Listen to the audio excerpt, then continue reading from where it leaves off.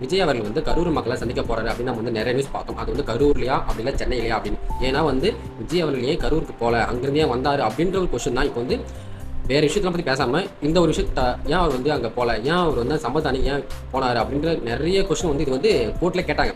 அதுக்கு தாரக சார் என்ன சொன்னாங்கன்னா, நாங்கள் வந்து கேட்டோம், நாங்கள் வந்து அங்கே போகிறதுக்கு பர்மிஷன் கேட்டோம், ஆனால் அங்கே கலெக்டர் வந்து போக அனுமதி தரலாம், வந்து நாங்கள் வந்து வந்தோம் அப்படின்னு. தாவாய்க்கா நிர்வாகத்தை என்ன சொல்கிறாங்கன்னா, நாங்கள் 2 மணி வரைக்கும் நாங்கள் அங்கே தான் இருந்தோம், காலையில் 2 மணிக்கும் நாங்கள் கரூர் எல்லையில் தான் இருந்தோம், ஆனால் எங்களை வந்து உள்ளே அலோவ் பண்ணல, உள்ளே வர அலோவ் பண்ணல, நீங்கள் வந்தால் இங்கே வந்து பிரச்சனை அதிகமாகும் சொல்லிட்டு எங்களை அலோவ் பண்ணல அப்படின்னு அவங்க சொல்லிட்டாங்க. இருந்தாலும் இந்த விஷயத்தை திரும்ப திரும்ப பேசும்போது நம்மளுக்கே ஒரு கோவம், வேறு டாபிக் வந்து கிடைக்கல, புதுசாக ஒரு விஷயம் கிடைக்கல அவங்களுக்கு, மற்றபடி ஒன்றும் இல்லை.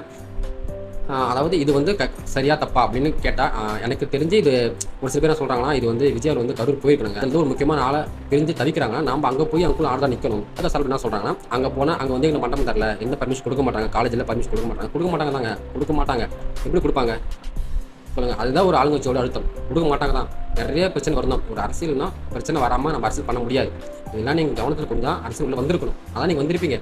நான் இதெல்லாம் பார்த்தா வேலைக்கு ஆகாது. அரசியலில் இதுக்கு மேலே போய் நீங்கள் அடித்தா மட்டும்தான் இந்த அரசியல் சர்வேல நீங்கள் வந்து சர்வே பண்ண முடியும். இல்லைன்னா நீங்கள் உங்களால் அரசியலே பண்ண முடியாது.